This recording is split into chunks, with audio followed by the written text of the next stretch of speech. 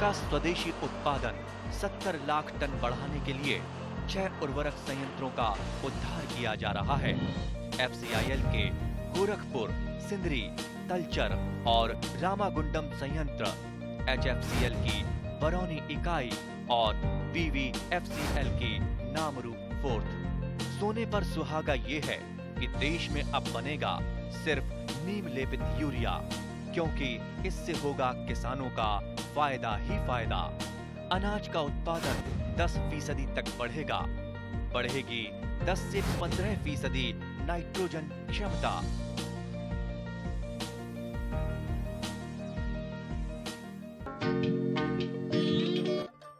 उच्च मानदण्डयुक्त বীজ ৰোপণ সামগ্ৰীৰ ব্যৱহাৰে উৎপাদনৰ ক্ষেত্ৰত কেনে ধৰণৰ ধনাত্মক প্ৰভাৱ পেলাব পাৰে সেই ব্যৱস্থা দেশবাসীয়ে প্ৰত্যক্ষ কৰিছিল সেউজ বিপ্লৱৰ সময়ছোৱাত। বিভিন্ন প্ৰদৰ্শনমূলক কৃষিকাৰ্যৰ জৰিয়তে প্ৰমাণিত হৈ আহিছে যে উন্নত মানদণ্ডৰ বীজৰ ব্যৱহাৰৰ জৰিয়তে উৎপাদন 30 পৰা 40% বৃদ্ধি কৰিব পৰা যায়। ক্ৰপ কেফেটেৰিয়া এনে এক ধাৰণা যাৰ জৰিয়তে বিভিন্ন জাতৰ উৎপাদনৰ পৰিমাণ প্ৰত্যক্ষ কৰি নিজা পথাৰত কোনবিধ জাতৰ কৃষিকাৰ্য কৰিলে লাভজনক সেই বিষয়ে সিদ্ধান্ত গ্ৰহণ কৰিব পাৰে। ক্ৰপ কেফেটেৰিয়াৰ জৰিয়তে কৰা শস্যৰ তুলনামূলক বিশ্লেষণে কৃষকক সিদ্ধান্ত লোৱাৰ ক্ষেত্ৰত সবলীকৰণ কৰে। অসমত ক্ৰপ কেফেটেৰিয়াৰ পৰীক্ষামূলক ব্যৱহাৰ নতুন যদিও এই ব্যৱস্থাই কৃষকৰ মাজত বহু সমাদৰ লাভ কৰিবলৈ সক্ষম হৈছে। প্ৰথম অৱস্থাত ধানৰ বিভিন্ন জাত বিভিন্ন অঞ্চলত ক্ৰপ কেফেটেৰিয়াৰ ধাৰণাৰে উৎপাদন কৰি কৃষকৰ মাজত সজাগতাৰ সৃষ্টি কৰা হৈছিল। পিছত আলুৰ বিভিন্ন জাতৰ খেতি বিশ্বৰ শাক-পাচলি গৱেষণা প্ৰতিষ্ঠান, আলু গৱেষণা প্ৰতিষ্ঠান আদিৰ জৰিয়তে এপাৰ্টৰ সহযোগত কৃষি বিভাগে অসমৰ বিভিন্ন জিলাত ক্ৰপ কেফেটেৰিয়া প্ৰতিষ্ঠাৰ যোগেদি ৰূপায়ণ কৰি আহিছে। নগাঁও জিলাৰ ডাকাৰঘাট গাঁৱত 1200 বৰ্গফুট মাটিকালিত প্ৰতিটো আলুৰ জাতৰ বাবে 200 বৰ্গফুট মাটিকালিত একোটাকৈ আলুৰ জাতৰ খেতি কৰা হৈছে। ইউচিমাপ, কুফ্ৰিজুটি, লেডি ৰচেটা আদিকে ধৰি সৰ্বমুঠ 6টা জাতৰ খেতি কৰা হৈছে। বৰ্তমান ক্ৰপ কাটিঙৰ জৰিয়তে সৰ্বশ্ৰেষ্ঠ জাতটো নিৰ্বাচন কৰি কৃষকৰ মাজত সজাগতাৰ সৃষ্টি কৰা হ'ব। নিৰ্বাচিত জাতসমূহৰ যিসমূহ জাত অসমৰ পৰিৱেশত খাপ খোৱা, তুলনামূলকভাৱে উৎপাদন বেছি, বেমাৰ আজাৰ কম তেনে জাতসমূহ অনুমোদন কৰাৰ লগতে কৃষকৰ মাজত সজাগতা তৈয়াৰ কৰি কৃষিকাৰ্য কৰিবলৈ উৎসাহিত কৰা হ'ব। নগাঁও জিলাৰ ডাকাৰঘাটত ক্ৰপ কেফেটেৰিয়া স্থাপনৰ উদ্দেশ্যে আৰু কেনেধৰণৰ জাত নিৰ্বাচন কৰা হৈছে সেই সম্পৰ্কত উদ্যান শস্য সমন্বয়ক শ্ৰী পংকজ হাজৰিকাই এনেদৰে ব্যক্ত কৰে। আমি এতিয়া উপস্থিত আছো নগাঁও জিলাৰ পাখিমৰীয়া উন্নয়ন খণ্ডৰ ডাকৰঘাট নামৰ এখন গাঁৱত, য'ত আমি আলুৰ 6টা প্ৰজাতিৰ ক্ৰপ কেফেটেৰিয়া বা পটেটো ভেৰাইটেল কেফেটেৰিয়া আমি ইয়াত প্ৰদৰ্শনীমূলক খেতি এখন কৰিছিলোঁ, য'ত আপোনাৰ 6টা বিভিন্ন প্ৰজাতি, তাৰে ভিতৰত 2টা আপোনাৰ চিড প্ৰচেছিং ভেৰাইটি, যিটো আমাৰ চিপছ বনোৱাৰ কাৰণে ব্যৱহাৰ কৰা হয়, আৰু লগতে টেবুল ভেৰাইটি 4টাৰ ইয়াত প্ৰদৰ্শনীমূলক খেতি কৰা হৈছিলে। উক্ত প্ৰদৰ্শনীমূলক খেতিৰ বাবে আমি 1200 স্কুৱেৰ মিটাৰ আমি এৰিয়া চিলেক্ট কৰিছিলোঁ, য'ত 200 স্কুৱেৰ মিটাৰকৈ এটা ছেগমেণ্টত আমি এটা ভেৰাইটি ট্ৰায়েল কৰিছোঁ। আৰু ইয়াত আমি মূলতঃ চাইছিলোঁ প্ৰডাকশ্যনটো কোনটো এই এৰিয়াটোত বা এই পাৰ্টিকুলাৰ অঞ্চলটোত বা এই উন্নয়ন খণ্ডটোত কোনটো ভেৰাইটি বা কোনটো প্ৰজাতিয়ে ভাল উৎপাদন দিব পাৰে, ভাল পাৰফৰ্মেঞ্চ দিব পাৰে in terms of disease resistance, paste resistance and in terms of production also. তো এই ক্ষেত্ৰত আমি এতিয়া আজিৰ 22 মাৰ্চ তাৰিখে আমি এটি পথাৰ দিৱসো উদযাপন কৰিছোঁ, য'ত আমি বিভিন্ন এই 6টা ছেক্টৰৰ পৰা বা 6টা ছেগমেণ্টৰ পৰা আমি প্ৰায় 25 মিটাৰ স্কুৱেৰ এটা এৰিয়া লৈ আমি সকলোটো ভেৰাইটিৰ পৰা আমি কি কৰিম, এটা প্ৰডাকশ্যন উলিয়াম আৰু প্ৰডাকশ্যনৰ এটা ডাটাবেছ ৰেডি কৰিম। কি ভেৰাইটি নিৰ্বাচন কৰিছে? এতিয়া এই প্ৰদৰ্শনীমূলক খেতিৰ বাবে আমি 2টা প্ৰচেছিং ভেৰাইটি চিলেক্ট কৰিছিলোঁ, যাৰ মাজত ইউচি মাপ আছে আৰু লেডি ৰজেটা আছে। ইউচি মাপ আৰু লেডি ৰজেটা চিপছ বনোৱাৰ কাৰণে বা চিপছ প্ৰচেছিঙৰ কাৰণে যথেষ্ট চাহিদা থকা বা ডিমাণ্ড থকা আলু ভেৰাইটি হয়। আৰু লগতে 4টা আমাৰ টেবুল ভেৰাইটি আছে। আপোনালোকে দেখি পাব বেনাৰত কুফ্ৰি জুটি, তাৰপিছত আমাৰ কুফ্ৰি হিমালিনী, তাৰপিছত আমাৰ কুফ্ৰি চুৰিয়া আৰু আমাৰ কুফ্ৰি মোহন, 4টা আমি টেবুল ভেৰাইটি লৈছোঁ, মানে যিটো আমি খোৱাৰ কাৰণে ব্যৱহাৰ কৰোঁ, যাৰ আমাৰ থলুৱা বজাৰতে হওক বা আমাৰ আন্তঃৰাষ্ট্ৰীয় বা আন্তঃৰাজ্যিক বজাৰবিলাকত যথেষ্ট চাহিদা দেখিবলৈ পোৱা যায়। আজি পঞ্জাৱ কওক, হাৰিয়ানা কওক, এইবিলাক ৰাজ্যত যেনেকৈ আলুক লৈ পেলাই সেউজ বিপ্লৱ এটা আৰম্ভ হৈছে বা এটা নতুন জাগৰণৰ সৃষ্টি হৈছে, সেই প্ৰদেশসমূহক আমি সৰুগত কৰি বা সেই প্ৰদেশসমূহক আমি দৃষ্টান্ত হিচাপে লৈ বা উদাহৰণ হিচাপে লৈ আমি অসমৰ বিশেষকৈ নগাঁও, বৰপেটা, ঢেকীয়াজুলি, তাৰপিছত শোণিতপুৰ আদি কৰি বা লখিমপুৰ, গোলাঘাট এনেকুৱা কেইখনমান বিশেষ ডিষ্ট্ৰিক্টে বা জিলাই বিভিন্ন পৰ্যায়ত কাম কৰিছে। আৰু এই ক্ষেত্ৰত অসম কৃষি বাণিজ্য আৰু গ্ৰাম্য ৰূপান্তৰকৰণ যিটো প্ৰকল্প, যিটো 2017 চনৰ পৰা আমাৰ ইয়াত ৰূপায়িত হৈ আছে, এই প্ৰকল্পই বিভিন্ন পৰ্যায়ত কৃষকসকলৰ মাজত বিভিন্ন ক্ষেত্ৰত আগৰণুৱাভাৱে বিভিন্ন প্ৰচেষ্টা হাতত ল'বলৈ সক্ষম হৈছে। এই উক্ত প্ৰদৰ্শনী খেতিৰ লগত জড়িত আমাৰ যিটো পাৰ্টনাৰ, মানে টেকনিকেল পাৰ্টনাৰ হয়, টেকনলজিকেল পাৰ্টনাৰ, সেইটো আমাৰ আন্তঃৰাষ্ট্ৰীয় আলু গৱেষণা কেন্দ্ৰ, আমি যাক চমুকৈ CIP বুলি কওঁ, যাৰ যোনটোৱে আমাক বা যি অনুষ্ঠানে আমাক ওতঃপ্ৰোতভাৱে বিভিন্ন কাৰিকৰী ক্ষেত্ৰতে হওক বা বৈজ্ঞানিক ভিত্তিবিলাকৰ ক্ষেত্ৰতে হওক বহুত সহায় কৰি আহিছে হওক। আৰু লগতে জিলা কৃষি বিষয়া উন্নয়ন কাৰ্যালয়ে যিটো আত্মা প্ৰকল্প চলি আছে, ইমপ্লিমেণ্ট হৈ আছে, সেই আত্মা প্ৰকল্পৰ জৰিয়তে আৰু এপাৰ্ট প্ৰকল্পৰ জৰিয়তে কৃষক ৰাইজৰ মাজত আলুৰ যি কমাৰ্চিয়েলাইজেশ্যন বা বাণিজ্যিক খেতিৰ কাৰণে যি এটা প্ৰচেষ্টা, সেই প্ৰচেষ্টাই আজি এটা নতুন ৰূপ পাবলৈ সক্ষম হৈছে। আমি ভ্ৰমণ কৰাৰ সময়ত ক্ৰপ কেফেটেৰিয়াত থকা আলুৰ খন্দা প্ৰক্ৰিয়া কৃষক ৰাইজৰ উপস্থিতিত আৰম্ভ কৰে। শিৰলুৰে আলুসমূহ খান্দি প্লাষ্টিকৰ কেনত ভৰাই ওজন কৰা হৈছে। আলু উঠোৱাৰ ক্ষেত্ৰত অসম কৃষি বিশ্ববিদ্যালয়ৰ শিক্ষাৰ্থীসকলেও সহযোগ কৰি এক উৎসাহপূৰ্বক পৰিৱেশৰ সৃষ্টি কৰে। অসম কৃষি বিশ্ববিদ্যালয়ে স্নাতক পৰ্যায়ৰ শিক্ষাৰ্থীসকলৰ বাবে বিগত কেইবাবৰ্ষৰ পৰা ৰুৱেব আঁচনি প্ৰৱৰ্তন কৰি আহিছে। এই আঁচনিৰ জৰিয়তে 6 মাহৰ বাবে শিক্ষাৰ্থীসকল নিৰ্বাচিত গাঁওসমূহত কৃষক ৰাইজৰ সৈতে একেলগে কাম কৰাৰ সুবিধা প্ৰদান কৰা হয়। এই পৰিৱেশত শিক্ষাৰ্থীসকলে বিভিন্ন কৃষিক্ষেত্ৰত বৰ্তমান আহৰণৰ সুবিধা হোৱাৰ লগতে নতুন পৰিকল্পনা কৰাৰ ক্ষেত্ৰত আগবাঢ়ি যাবলৈ সুযোগ লাভ কৰে। শিক্ষাৰ্থী গোটৰ হৈ শ্ৰী সুকন্যা শৰ্মা তামুলীয়ে তেওঁলোকৰ অভিজ্ঞতা আৰু সহযোগিতাৰে কেনেদৰে আগবাঢ়ি যাব পাৰি সেই সন্দৰ্ভত আমাক এইদৰে ব্যক্ত কৰে। আমি গ্ৰাম্য কৃষি কৰ্ম অভিজ্ঞতা আঁচনি 2023 অন্তৰ্গত আহিছোঁ। আমি 35জন ছাত্ৰ ছাত্ৰী অসম কৃষি বিশ্ববিদ্যালয়ৰ পৰা আহিছোঁ। আমি কৃষি বিজ্ঞান কেন্দ্ৰ নগাঁও অধীনত কাম কৰি আছোঁ। ইয়াত আমাৰ অহা আজি 2 মাহেই হ'ব হৈছে। আমাৰ programme supervisor doctor Ashfika Islam মেমে আমাক বহুত গাইড কৰি আছে। অহা দিন ধৰি আমি ইয়াৰ ফিল্ডবিলাকৰ লগত যথেষ্ট জড়িত আৰু ইয়াৰ যোনখিনি ফাৰ্মাৰ দেখা পাইছোঁ, কৃষকসকল বহুত প্ৰগ্ৰেছিভ আৰু বহুত কৃষক দিশটোত বহুতখিনি আগুৱাই আৰু আমি যথেষ্ট বেলেগ বেলেগ ধৰণৰ ফিল্ড দেখা পাইছোঁ। আমাৰ যোনখিনি লিখিত জ্ঞান আমি 3 বছৰে আৰ্জিছিলোঁ, সেইখিনি আমি ইয়াত ব্যৱহাৰিক ৰূপে শিকিব বা আমাৰ যোনখিনি তাত্ত্বিক জ্ঞান সেইখিনি আমি কৃষক বন্ধুসকলৰ লগত আদান প্ৰদান কৰিব চেষ্টা কৰিছোঁ। যথেষ্টখিনি বস্তু যেনেদৰে আমি IPM বা এনেধৰণৰ নতুন বৈজ্ঞানিক জ্ঞান যোনখিনি আমি প্ৰাপ্ত কৰিছিলোঁ, সেইখিনি আমি ইয়াত দেখা পাইছোঁ নিজ চকুৰে। চকুত পৰিছে আপোনালোকৰ? আমি ইয়াত দেখা পাইছোঁ যে ষ্টিকি ট্ৰেপছ প্ৰায়ে ব্যৱহাৰ কৰে, কভাৰ ক্ৰপছ, ট্ৰেপ ক্ৰপছ এইবিলাক ব্যৱহাৰ কৰে আৰু ফাৰ্টিলাইজাৰৰ প্ৰয়োগটো বহুত কম আৰু দেখা পাইছোঁ যে বায়'পেষ্টিচাইড, বায়'ফাৰ্টিলাইজাৰ এইবিলাক বেছি ব্যৱহাৰ কৰা হয়। বহুতখিনি বস্তুতে আগুৱাই আৰু আমি বহুতখিনি বস্তু নিজে শিকিব পাইছোঁ আৰু আমি বহুত চেষ্টা কৰিছোঁ যে আমাৰ যোনখিনি জ্ঞান আমি ইউনিভাৰ্চিটিৰ পৰা পাইছোঁ বা যোনখিনি আমি আজিৰ দিন ধৰি আমি যোনখিনি ইনফৰমেশ্যন পাই থাকোঁ সেইখিনি যাতে আমি নিজে দিব পাৰোঁ কৃষকসকলক। আৰু কৃষকসকলো বহুত আগ্ৰহী, আমাৰ ওচৰত বহুত আগ্ৰহেৰে আহি আমাক সোধে বস্তুখিনি আৰু আমিও বহুত শিকিবলৈ পাওঁ তেওঁলোকৰ পৰা।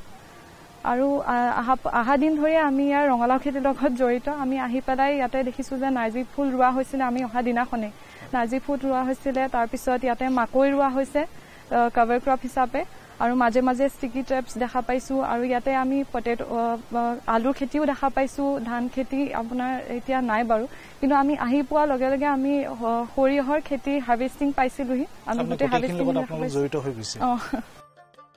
এই ক্ৰপ কেফেটেৰিয়াৰ সফলতাত ডাকাৰঘাটৰ সেউজী কৃষক গোট জড়িত হৈ যথেষ্ট উৎসাহিত হৈছে। কৃষকসকলে ক্ৰপ কেফেটেৰিয়াৰ জৰিয়তে কেনেদৰে উপকৃত হ'ব পাৰে আৰু উৎপাদন বৃদ্ধিৰ আৰ্থিক সবলতাৰে কৃষক সবলীকৰণ হোৱাৰ সম্পৰ্কত ডাকাৰঘাট অঞ্চলৰ উদ্যমী কৃষক শ্ৰী পলাশ শইকীয়াই সহযোগী কৃষকসকলৰ উপস্থিতিত এনেদৰে কয়। আমাৰ ইয়াতে মানে কি আমাৰ গোটটো মিলি পেলাই ধৰি লওক 6টা ভেৰাইটি আলু কৰিছিলোঁ আমি ইয়াতে। আজি তাৰে আপোনাৰ পথাৰ দিৱস হিচাপে পালন কৰা হৈছে আৰু ইয়াতে আমাৰ ধৰি লওক আপোনাৰ কুফ্ৰি হিমালনী, কুফ্ৰি মোহন, কুফ্ৰি জ্যোতি, কুফ্ৰি চুৰিয়া, ইউচি মাফ আৰু লেডি ৰজতা। কি কাৰণে কৰিছে 6টা ভেৰাইটি আপোনালোকে ইয়াত? আমাৰ মানে ইয়াতে মানে টেকনলজি এটাই আছিলে মানে লেডি ৰজতা আৰু আপোনাৰ ইউচি মাফ এইকেইটাৰ পৰা চিপ বনাব পাৰে। তাকে মানে আমি ইয়াতে কৰি চাইছোঁ যে আমাৰ ইয়াত হয় নহয়। সেইকাৰণে যদি মানে আমাৰ এতিয়াতো আমি দেখিছোঁ হৈছে আমাৰ ইয়াতে, অহা বছৰলৈ মানে কি আমি ধৰি লওক আপোনাৰ চিপ বনোৱাৰ যিখিনি কোম্পানী আছে তাৰ লগত আমি টাইপ কৰি পেলাই যে বহলভাৱে আমি এই খেতিকেইটা কৰিব পাৰোঁ। তাৰ কাৰণে আমি আমাৰ কৃষি প্ৰকল্পৰ এপাৰ্টৰ পৰা মানে আমাক দিছিলে যে ইয়াত হৈছে কাৰণে মানে কি আমি অহা বছৰলৈ আপোনাৰ বহল ভিত্তিত মানে কি ধৰি লওক আপোনাৰ যেনেকৈ চিপ বনোৱা কোম্পানী আছে কোম্পানীবিলাকৰ টাইপ কৰি পেলাই আমি ইউচি মাফ আৰু লেডি ৰজতাটো অলপ বহল ভিত্তিত কৰিম বুলি মানে ভাবিছোঁ। এইবাৰ কোনটো ভেৰাইটি আপোনালোকৰ অনুমানিকভাৱে কোনটো ভেৰাইটি ভাল হ'ব? ইয়াত লেডি ৰজতা এতিয়াতো আপোনাৰ তাৰমানে আমি কম্পেয়াৰ কৰা মতে মানে কি আপোনাৰ ইউচি মাফটো আমাৰ যথেষ্ট ভাল হৈছে ইয়াতে, ইউচি মাফটো ভেৰাইটিটো। সেইকাৰণে মানে কি আপোনাৰ এনেই খোৱা আলুৰ ভিতৰতো আপোনাৰ কুফ্ৰি মোহন, কুফ্ৰি হিমালনী ঠিক ভাল হৈছে। ক্ৰপ কাটিংটো যিহেতু চলি আছে আপোনালোকে পুৰা ৰিজাল্টটো পোৱা নাই?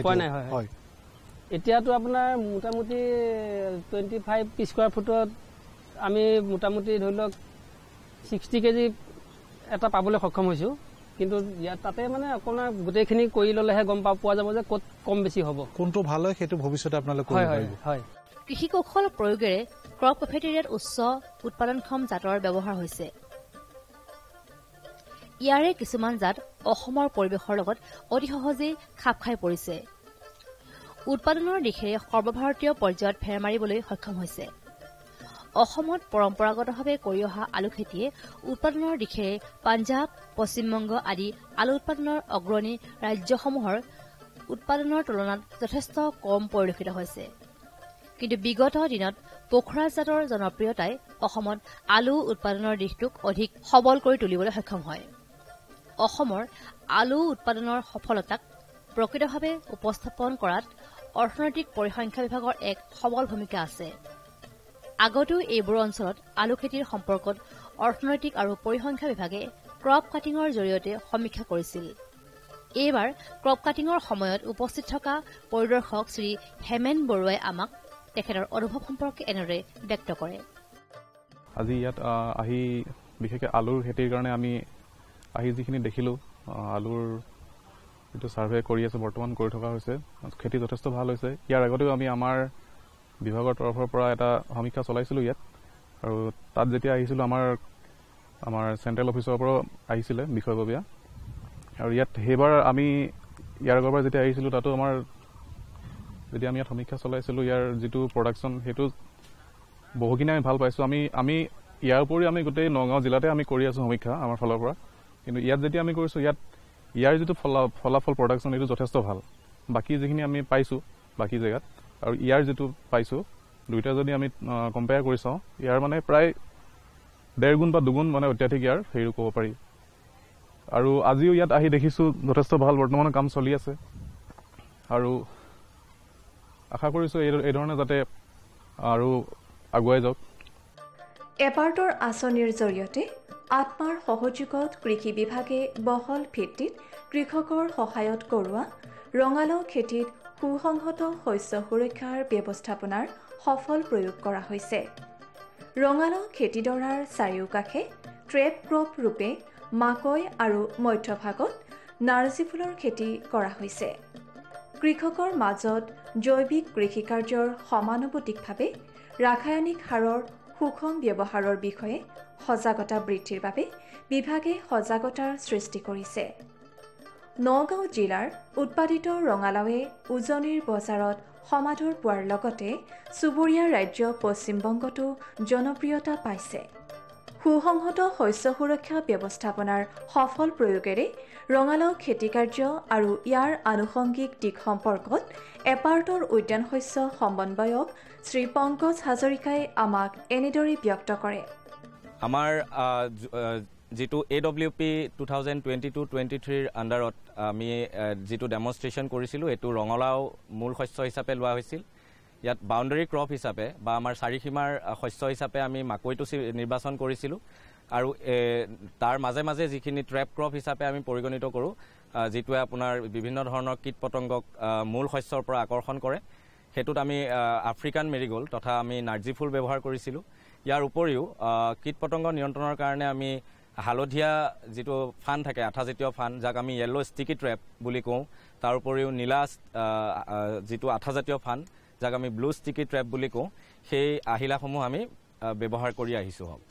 লগতে পুলি উৎপাদনৰ কাৰণে আমি পট্ৰে ইউজ কৰিছিলোঁ, চিডলিং পট্ৰে, য'ত আমি বতৰৰ বিভিন্ন ব্যৱস্থাসমূহ চাই লৈ পেলাই তাক আগতীয়াকৈ আমি পুলি প্ৰস্তুতৰ কাৰণে ব্যৱহাৰ কৰিব পাৰোঁ।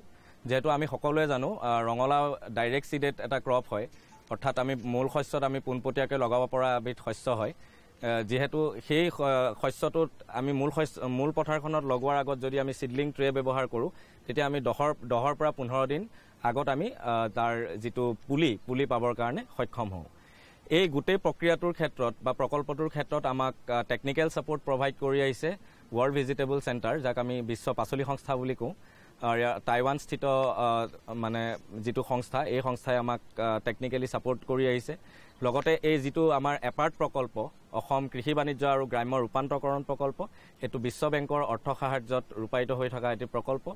আজিৰ তাৰিখত আপোনাৰ 26খন জিলাত, অসমৰ 26খন জিলাত এই প্ৰকল্প ৰূপায়িত হৈ আহিছে। আৰু directorate of horticulture and food প্ৰচেছিঙৰ সঞ্চালনাৰে আমি এই কাৰ্যসূচীখিনি আজিৰ তাৰিখত কৰিবলৈ সক্ষম হৈছোঁ। এবাৰ্টৰ এই কাৰ্যসূচীসমূহত টাইৱানস্থিত ৱৰ্ল্ড ডিজিটেল চেণ্টাৰে কাৰিকৰী সহযোগিতা আগবঢ়াই আহিছে। ইয়াৰ ভিতৰত উপযুক্ত কৃষি প্ৰণালীৰ সুপ্ৰয়োগ, সুষম সাৰৰ ব্যৱহাৰ, নিয়ন্ত্ৰিত শস্য সুৰক্ষা ব্যৱস্থাপনা আদিয়েই প্ৰধান। কৃষকক কোকোপিট আৰু কেঁচুসাৰ মাধ্যমত ট্ৰেড পুলি উৎপাদন কৰোৱাৰ প্ৰযুক্তিৰ প্ৰতি সজাগতা তৈয়াৰ কৰিছে। এপাৰ্টৰ জৰিয়তে কৰা সমূহীয়া প্ৰদৰ্শনীমূলক কৃষি কাৰ্যত ডাকৰঘাট গাঁৱৰ সেউজী কৃষি সেৱা গোট জড়িত হৈছে। তেওঁলোকৰ 15জন সদস্য আছে। এই গোটৰ সদস্যসকলে বছৰৰ সকলো সময়তে কৃষি কাৰ্যত ব্যস্ত থাকে।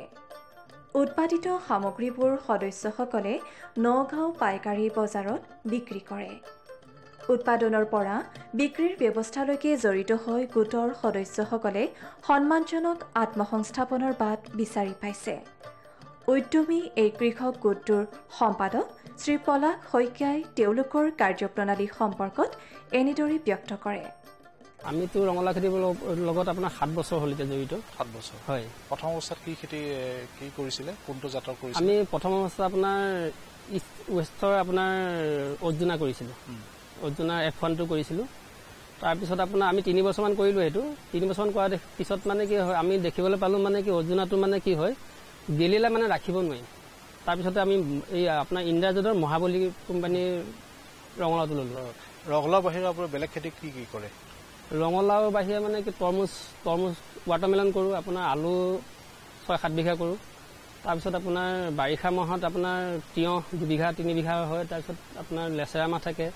তাৰপিছত আপোনাৰ আকৌ আপোনাৰ ভেন্দি থাকে, আপোনাৰ পাতিলাও থাকে।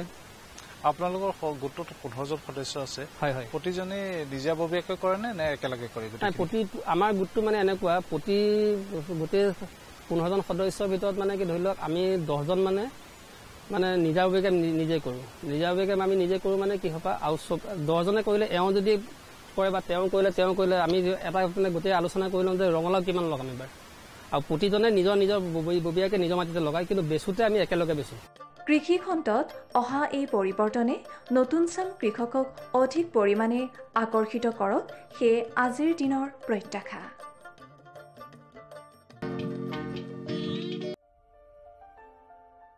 ভাৰত চৰকাৰৰ প্ৰতিটো প্ৰয়াস কৃষকৰ প্ৰগতিত দি আছে এটা নতুন বিশ্বাস। দেশৰ কৃষকসকলৰ প্ৰতি সমৰ্পিত ভাৰত চৰকাৰে বিশেষকৈ উত্তৰ পূৰ্বাঞ্চল আৰু আন্দামান নিকোবৰ দ্বীপপুঞ্জৰ কৃষি অঞ্চলৰ বিকাশৰ বাবে নতুন প্ৰগতিশীল পদক্ষেপ লৈছে, যাৰ দ্বাৰা কৃষকসকলে দ্ৰুত গতিত উন্নতি কৰি আছে। কৃষি অঞ্চলৰ বিকাশৰ গতি অব্যাহত ৰাখি মাননীয় প্ৰধানমন্ত্ৰী শ্ৰী নৰেন্দ্ৰ মোদী ডাঙৰীয়াৰ নেতৃত্বত ভাৰত চৰকাৰে এক দূৰদৰ্শী নিৰ্ণয় লৈ দেশত ৰাষ্ট্ৰীয় খাদ্য তেল মিছন অইল পামৰ আৰম্ভণি কৰিছে, যাৰ দ্বাৰা উত্তৰ পূৰ্বাঞ্চলৰ ৰাজ্যসমূহ আৰু আন্দামান নিকোবৰ দ্বীপপুঞ্জৰ কৃষকসকলৰ বিশেষ লাভ হ'ব। পুঁজিৰ বিনিয়োগত বৃদ্ধি পাব, খোৱা তেলৰ আমদানিৰ ওপৰত নিৰ্ভৰ কৰাটো কম হ'ব আৰু ৰোজগাৰৰ সুবিধা সৃষ্টি হ'ব। খোৱা তেলত আত্মনিৰ্ভৰশীলতাৰ বাবে এতিয়া ৰাষ্ট্ৰীয় খাদ্য তেল মিছন অইল পামৰ সংকল্প লোৱা হৈছে। নৰ্থ ইষ্ট আৰু আন্দামান নিকোবৰ দ্বীপপুঞ্জ এনেকুৱা অঞ্চল য'ত সহজে পামৰ খেতি কৰিব পৰা যায়। পাম অইলৰ উৎপাদন হ'ব পাৰে। এই মিছনৰ অধীনত অইল পামৰ অঞ্চল আৰু উৎপাদন বঢ়োৱাত জোৰ দিয়াৰ বাবে চৰকাৰে 11,000 কোটি টকাৰো অধিক সাহায্য ৰাখি নিৰ্ধাৰিত কৰিছে। মিছনৰ অধীনত চৰকাৰে অইল পামৰ খেতিৰ বাবে ৰোপণ আদিৰ সহায়ত বৃদ্ধি ঘটাই পূৰ্বতে পাবলগীয়া প্ৰতি হেক্টৰত 12,000 টকাৰ পৰা বঢ়াই প্ৰতি হেক্টৰত 29,000 টকা কৰি দিছে। পুলি ৰোপণ সামগ্ৰীৰ অভাৱ দূৰ কৰাৰ বাবে বীজৰ উৎপাদন কৰাৰ বাবে বাগিচাকো সাহায্য প্ৰদান কৰা হ'ব, যাৰ অধীনত প্ৰতি হেক্টৰ ক্ষেত্ৰফলৰ অইল পামৰ উদ্যানৰ বাবে 1 কোটি আৰু নাৰ্চাৰী বিকাশৰ বাবে 50 লাখ টকাৰ ব্যৱস্থা আছে। 30 বছৰীয়া পুৰণা বাগিচাৰ পুনৰুদ্ধাৰৰ বাবে প্ৰতি পুলিত 250 টকাৰ এককালীন অনুদান দিয়া হ'ব।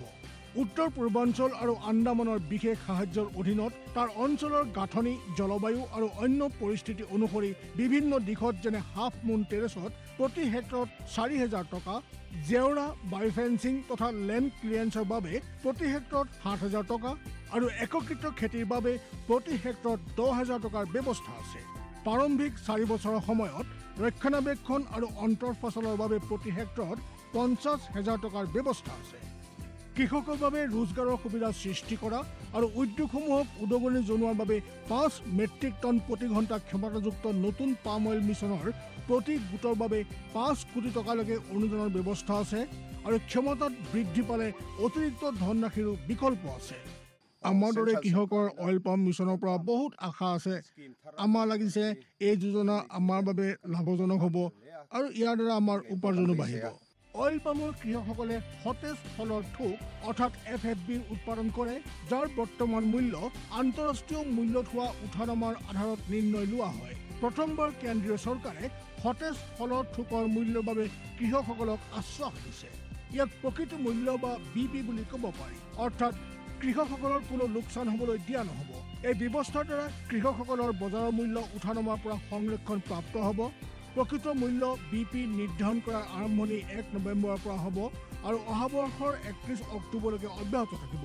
ইয়াক অইল পাম বৰ্ষ বুলি কোৱা হ'ব। ইয়াৰ দ্বাৰা উত্তৰ পূৰ্বাঞ্চলৰ ৰাজ্যসমূহ আৰু আন্দামান নিকোবৰ দ্বীপপুঞ্জত খেতি বৰ ভাল হ'ব আৰু কৃষকসকলে আনন্দৰ হাঁহি মৰাৰ এটা নতুন কাৰণ পাব। किसान भाइयों गांठ बांध लो, गांठ बांध लो, बहुत बहुत है काम की, समृद्धि के पैगाम की। मिट्टी के मिजाज को समझो, मिट्टी के हर राज को समझो, मिट्टी की तुम जांच कराओ, मुफ्त सॉइल हेल्थ कार्ड ले जाओ।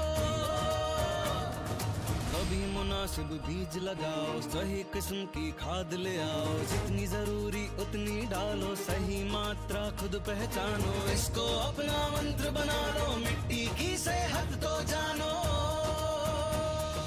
बात बहुत है काम की, कम लागत अधिक वरदान की, किसान भाइयों गांठ बांध लो। आज ही मिट्टी की जांच कराएं, राज्य सरकार के कृषि अधिकारी से संपर्क करें और मुफ्त में सॉइल हेल्थ कार्ड पाएं। कृषि और किसान कल्याण मंत्रालय द्वारा किसान हित में কৃষকসকলৰ বিভিন্ন সমস্যাৰ সমাধানৰ লগতে শেহতীয়া প্ৰযুক্তি আৰু প্ৰয়োজনীয় আনুষংগিক দিশৰ বিষয়ে জানিবৰ বাবে চাবলৈ নাপাহৰিব কৃষি দৰ্শন। প্ৰচাৰিত হয় প্ৰতি সোমবাৰৰ পৰা শুকুৰবাৰলৈ সন্ধিয়া 5:30 বজাৰ পৰা 6 বজালৈ।